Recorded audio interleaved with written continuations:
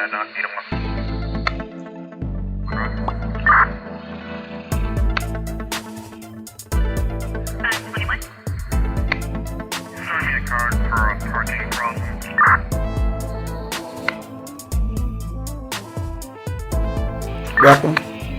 to Psycho Cops. We got here in this picture, this is Ronald Troyke, who shoots Gordon Beasley, an officer for the Colorado Police Department. And then we have Mr. Johnny Hurley comes on the scene. He shoots Mr. Troyke. But the crazy thing about it is when the cops arrive on the scene, they shoot and kill Mr. Hurley. Now, it's something that just don't make sense about this. Next, we have Psycho Cop State Trooper arrives on the scene, tase a young man visiting his girlfriend. He's a biracial young man. He's in a neighborhood that he evidently should not be in. Let's take a look. This should clearly be an attempted murder case or something of that nature. This is unbelievable. Racial profiling at its best, and people wonder why citizens are leery and not comfortable with law enforcement agents. Next up, law enforcement finest chief of police in Ohio comes into the room.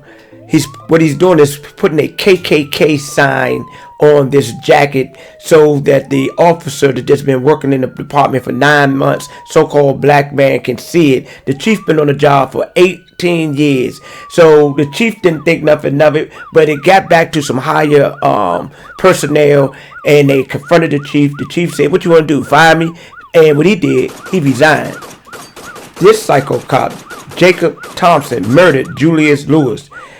Mr. Lewis had a tail light out.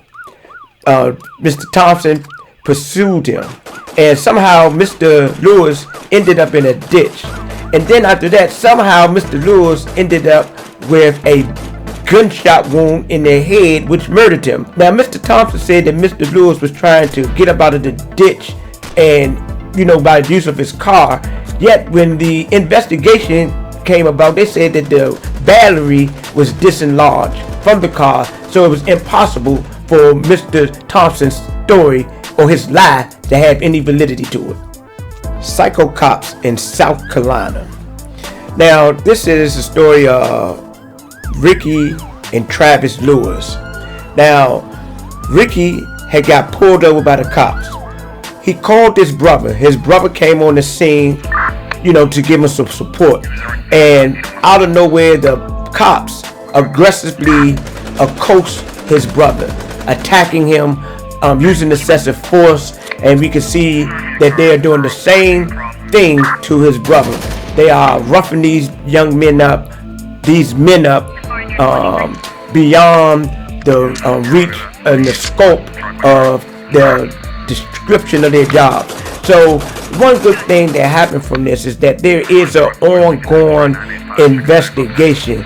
But this is normal procedure across the United States with many police. And I said many, but not all, but many police use excessive force continuously, daily, on especially so-called minorities and so-called African Americans. Thanks for tuning in.